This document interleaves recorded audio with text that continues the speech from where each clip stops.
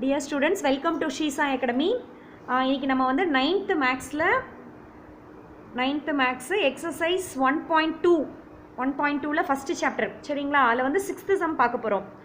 If S is equal to ஒரு set கொடுத்துட்டாங்க. என்ன கொடுத்துருக்காங்க? Square, rectangle, circle, rhombus, triangle கொடுத்துருக்காங்க. List the elements of the following subset of Sன்னு கேட்குறாங்க. First one என்ன கேட்குறாங்க? The set of shapes which have 4 equal sides. அதாவது ஒரு செட் கொடுத்துருக்காங்கம்மா. Square, rectangle, circle, rhombus, triangle. ராம்பஸ்னால் சாய் சதுரம் சரிங்களா? மீதியெல்லாம் உங்களுக்கு தெரியும். செவ்வகம், முக்கோணம் இதெல்லாம் கொடுத்துருக்காங்க.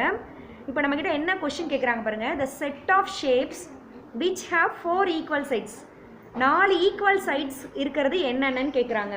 ஸ்கொயருக்கு 4 ஈக்குவல் சைட்ஸ் இருக்குமா? அடுத்து ரெக்டாங்கிளுக்கு இருக்குமா? ஈக்குவல் சைட்ஸ் இருக்கணும். இருக்காது. ரெக்டாங்கிளுக்கு வந்து 2 சைடு லென்த் ஈக்குவலாக இருக்கும், பிரெத்து அகலம் ஈக்குவலாக இருக்கும், நீளம் ஈக்குவலாக இருக்கும். ஆனால் 4 சைடும் ஈக்குவலாக இருக்காது. சர்க்கிள் அது சொல்லவே வேண்டாம், அது சைட்ஸே கிடையாது. ராம்பஸ் ஈக்குவலாக இருக்கும், சாய் சதுரம் சரிங்களா? ட்ரையாங்கிள் 3 பக்கம் தான். நம்மக்கிட்ட கேட்டிருக்கிறது 4 பக்கம் உள்ள 4 பக்கம் சமமாக உள்ளதுன்னு கேட்டிருக்காங்க. அப்போ என்னென்னு சொல்லுங்கள் பார்ப்போம். ஃபஸ்ட்டு ஒன்று என்னென்ன? ஸ்கொயர்னா சதுரம் சரிங்களா? ஸ்கொயர்னா சதுரம்.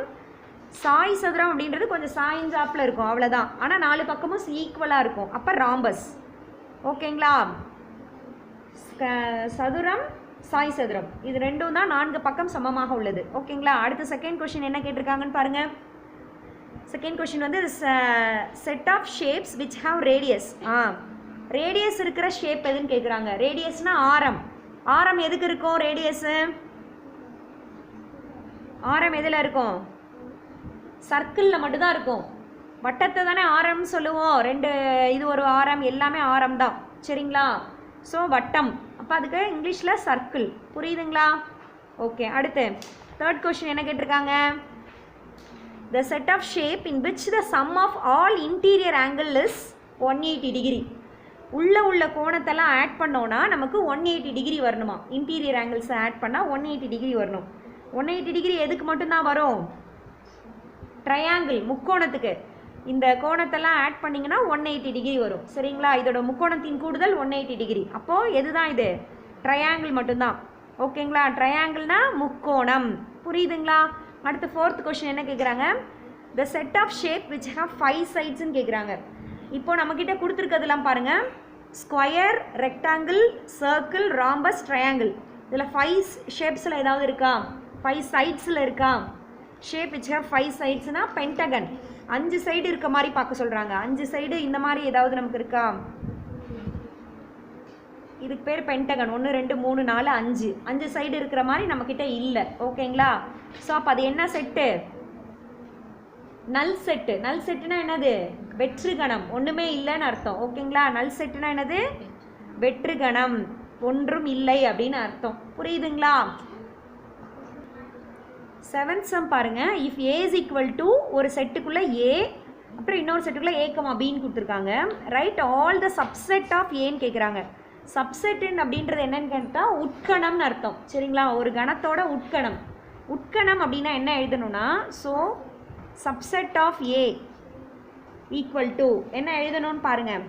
இது ஏ செட்டா? So A is equal to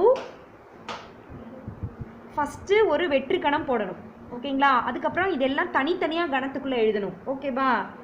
okay. ஏ எழுதியாச்சு.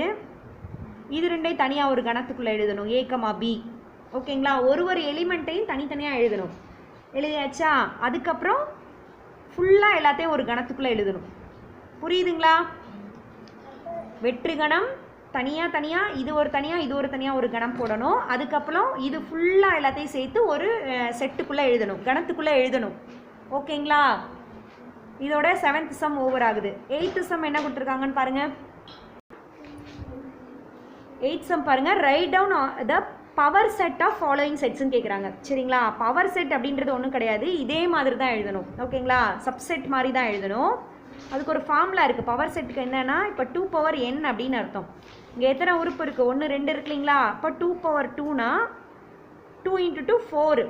4 எலிமெண்ட்ஸ் வந்திருக்கணும் சரிங்களா. ஸோ அப்போ எப்படி எழுதணும் அப்படின்னு பார்த்தீங்கன்னா ஃபஸ்ட்டு ஒரு நல் செட்டு ஓகேங்களா. நல் செட்டுனா இப்படியும் போடலாம், இப்படி பை அப்படின்னும் போடலாம். ஸோ எப்படி வேணால் போடலாம், எல்லாத்தையும் ஒரு செட்டுக்குள்ளே எழுதணும் ஓகேங்களா. போட்டாச்சு. அதுக்கப்புறம் தனித்தனியாக எழுதணும். ஏ ஒரு செட்டு தனியாக எழுதணும், அடுத்து பி தனியாக எழுதணும், அடுத்து ஏபி சேர்த்து எழுதணும். புரியுதுங்களா, ஏ கமா பி. ஸோ இதுதான் வந்து பவர் செட்டு ஓகேவா. இப்போ 4 எலிமெண்ட்ஸ் இருக்கா பார்க்கணும். 1 2 3 4. ஃபஸ்ட்டு ஒரு நல் செட்டு, அதுக்கப்புறம் தனித்தனியாக 2 செட்டுக்குள்ளே போடணும், அப்புறம் சேர்த்து செட்டுக்குள்ளே போட்டுடணும். அவ்வளோதான் நல் செட்டு, ரொம்ப ஈஸி தான். செகண்ட் சம் என்ன கொடுத்துருக்காங்க, செகண்ட் சப்டிவிஷன் என்ன கொடுத்துருக்காங்க பாருங்கள். d is equal to 1, 2, 3.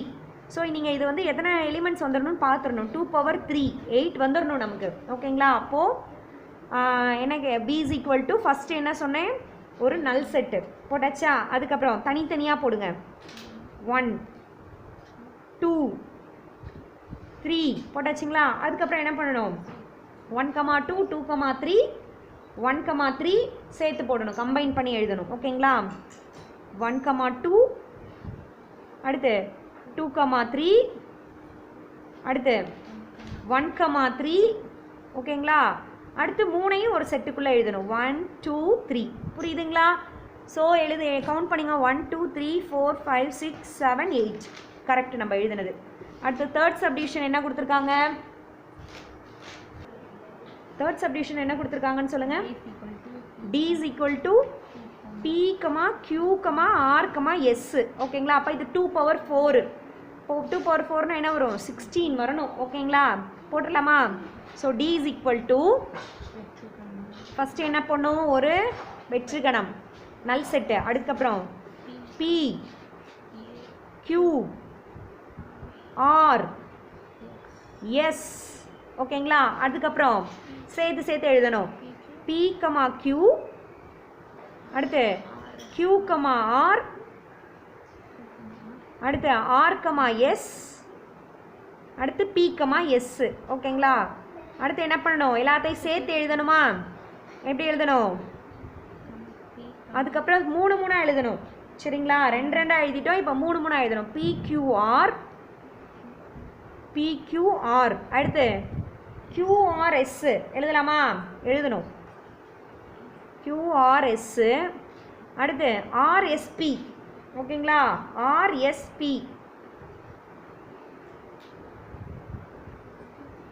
எழுதியாச்சு. அடுத்து RSP எழுதிட்டு அப்புறம் 4ஐயும் சேர்த்து எழுதணும், அவ்வளோதான். P, Q, R, S ஓகேங்களா. 1 2 3 4 5 6 7 8 9 10 11 12 13 தான் வந்திருக்கா. அப்போ என்ன விட்டுருக்கோன்னு பார்க்கணும் ஓகேங்களா. இருங்க பார்க்கலாம்.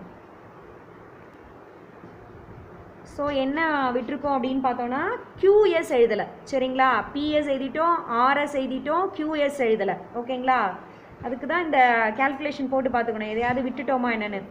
QS அதுக்கப்புறம் என்ன எழுதலை, PRS எழுதலை ஓகேங்களா. PQR எழுதியிருக்கோம், QRS எழுதியிருக்கோம், RSP எழுதியிருக்கோம். PRS ஒன்றையும் கம்பைன் பண்ணி எழுதணும், விட்டுறக்கூடாது ஓகே. அடுத்து என்ன எழுதணும், PQS எழுதலை நான் ஓகே, அதை எழுதணும். PQS ஓகேங்களா. இப்போது 16 இருக்கும் ரைட்டுங்களா.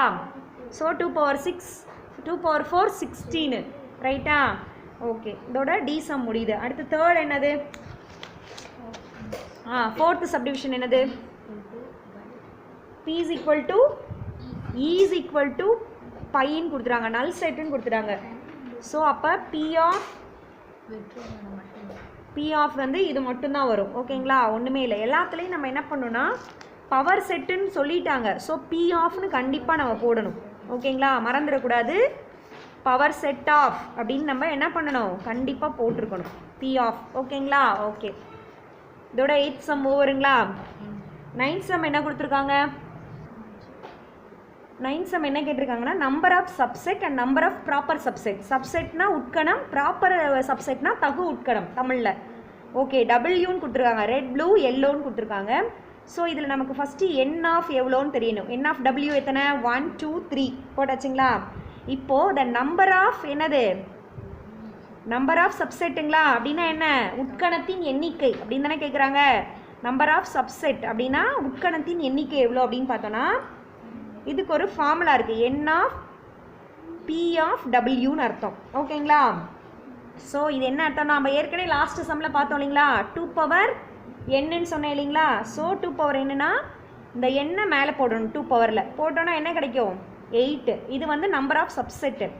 நம்பர் ஆஃப் ப்ராப்பர் சப்செட் அப்படின்னா என்னென்னா இந்த 8லேருந்து ஒன்றை லெஸ் பண்ணி எழுதணும், அவ்வளோதான், ரொம்ப ஈஸி தான். ஸோ நெக்ஸ்ட் என்ன கேட்டிருக்காங்க, த நம்பர் ஆஃப்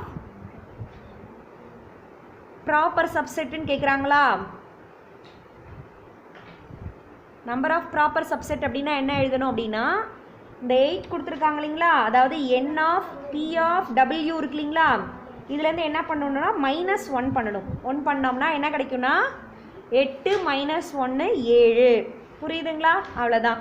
அடுத்து என்ன கொடுத்துருக்காங்க second சப்டிவிஷனில், x is equal to x square such that x belongs to natural numbers, x square less than 100ன்ட்டாங்க.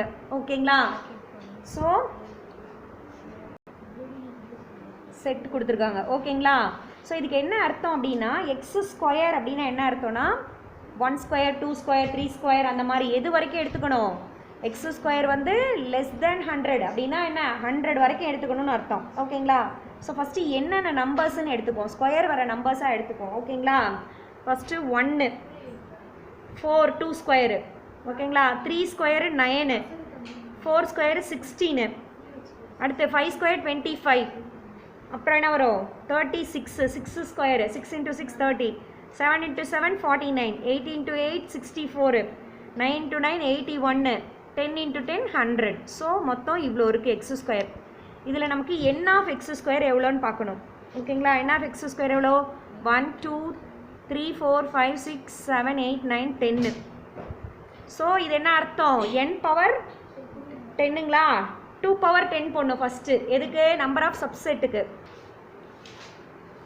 So the number of subset அப்படின்னா உட்கணத்தின் எண்ணிக்கைங்களா, எவ்வளோ வந்துச்சு 10 வந்துச்சுங்களா, அப்போ 2 பவர் 10. 2 பவர் 10ஓட வேல்யூ என்னது 1024. ஓகேங்களா? 2 × 2 × போட்டுகிட்டே போனோன்னா 1024. அடுத்து என்ன கேட்டாங்க, த நம்பர் ஆஃப் ப்ராப்பர் சப்செட்டுன்னு கேட்டாங்கன்னா என்ன பண்ணணும்னு சொன்னேன், இதுலேருந்து ஒன்றை லெஸ் பண்ணணும், அவ்வளோதான். n ஆஃப் p ஆஃப் இது எக்ஸ் ஸ்கொயர்னு இருந்துச்சுங்களா, போட்டுட்டு -1 போடணும், அவ்வளோதான். புரியுதுங்களா? அப்போது இதோட வேல்யூ வந்து இது கண்டுபிடிச்சிட்டோமா, 1024 - 1 = 1023. புரிஞ்சுங்களா? ஓகே, இதோட 9th சம் ஓவரா. 10th சம் என்ன கொடுத்துருக்காங்க, n ஆஃப் a எவ்வளவா 4, find n of p of a கேட்குறாங்க. இது நமக்கு தெரியும், என்ன தெரியும், நம்ம தான் இப்போ தான் பார்த்தோம். n ஆஃப் a வந்து 4 அப்படின்னா n of p of a இப்போ தானே பார்த்தோம், 4 மைனஸ், அதாவது இதுக்கு என்ன அர்த்தம் 2 பவர் என்னங்களா, 2 power n. So 2 power n தான் 2 பவர் 4. அப்போ இது என்னது 16. ஓகேங்களா? இப்போ அடுத்து என்ன கேட்டு, அடுத்த சம் என்ன சொல்லியிருக்காங்க, n ஆஃப் 0ங்களா, n ஆஃப் 0 அப்படின்னா n of p of a equal to 2 power 0, anything power 0 1, anything power 0 1. Okay, third subdivision என்ன கொடுத்துருக்காங்க பாருங்கள், n of p of a எவ்வளவா 256 கேட்குறாங்க, n ஆஃப் a கேட்குறாங்க. ஓகேங்களா? இவ்வளோ நேரம் n ஆஃப் a கொடுத்தாங்க, இது என்னன்னு கேட்டாங்க. ஸோ நம்ம இப்போ என்ன பண்ணணும் அப்படின்னா இந்த 256 இருக்கு இல்லைங்களா, இதை வந்து ஒரு எல் டிவிஷனில் போடணும். எல் டிவிஷனை டானா வகுத்தல் போடுவோம் இல்லைங்களா, 2 டேபிள் எடுக்கிறேன், 1 டைமு 2 2s are 4, மீதி 1 8 2s are 16. புரியுதா எப்படி வகுக்கிறேன்னு, வகுக்கிறேன் அவ்வளோதான்.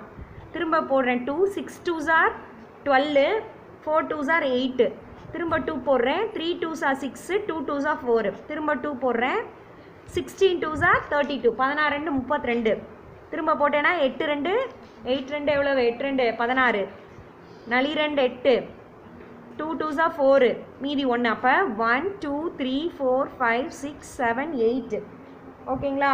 ஸோ நமக்கு இது என்ன கிடைக்குது அப்படின்னு பார்த்தோன்னா 2 power 8 கிடைக்குது. அப்போ அந்த 8 தானே ஆன்சர், நமக்கு என்ன தானே ஆன்சர் 2 power n இதானே கேட்டிருக்காங்க. அப்போ இது ரெண்டும் ஒன்றா இருக்கும்போது இதை ஈக்குவேட் பண்ணிக்கலாமா. So n is equal to 8 தான் ஆன்சர். புரியுதுங்களா.